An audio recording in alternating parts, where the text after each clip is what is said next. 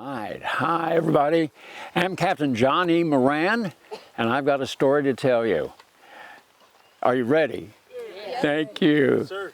All right.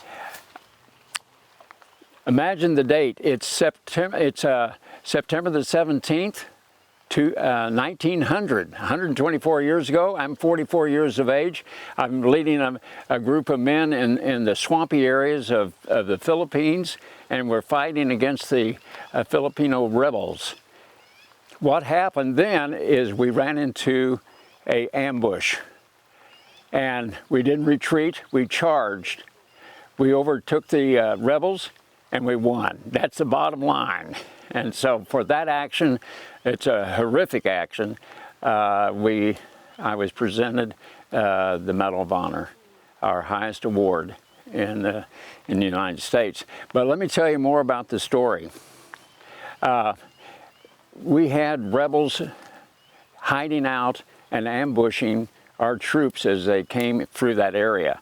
Imagine this is an area of irrigation dikes and swamp, and so I'm leading a patrol of 30 men to take care of the situation, because we're getting troops that are wounded and are killed just about every week. And so that was our job, was to locate the enemy and take care of them. So it's September the 17th. We've been told that there could be rebels out here, but they probably had moved on north. And so that was bad information. We were right in the open. We were out in waist-deep water when a barrage of rifle fire the rebels had us outnumbered, plus outgunned at that time. And I looked over at my sergeant and I said, "We're not retreating. We're charging. We're going to take the position." Because if we had retreated, you don't run away from an ambush. You stay there and take care of it. And sure enough, we charged. And I got my men all set up, and they were shooting rapidly, advancing on the enemy. And I had two rebels come at me. We took care of them. I had another rebel come at me. We took care of him. And all of a sudden, they panicked. They were so surprised, they panicked. They ran, and we won. Oh, victory is so sweet, but it's also very sad at times, because I had 5 of my men killed and 10 were wounded, many of them from Montana. And I had been encouraging my troops during that whole campaign, "Men, we're going to make it back to Montana. I've already applied for my elk license, so I got to get back."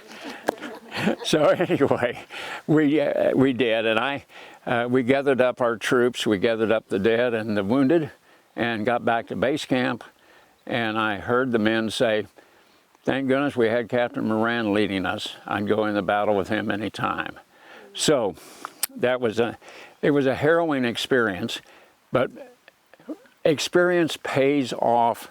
And before I went to the Philippines, I'd served several years on the Great Falls Police Department. And then I was deputy undersheriff for Cascade County. So that experience helped me tremendously.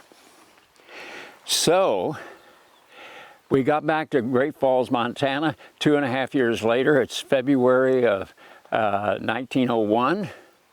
And being the recipient of a Medal of Honor, we had parades, we had dinners, we had all sorts of celebrations. I was very humbled by this whole experience. Not only traveled all over the United States and was there in Montana, but we met the president and so forth. So it was quite an experience.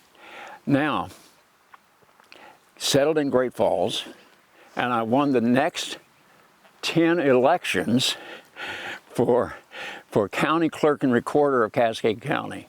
The 10th election was March the 7th, 1930.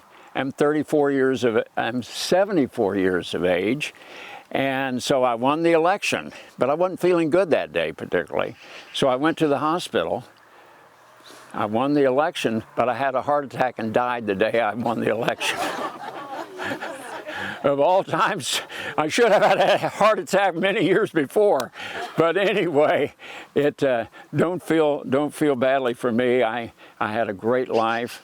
I got to serve my fellow man. I got to serve the city of Great Falls, the county of Cascade, the state of Montana, and my country. So it was a great life.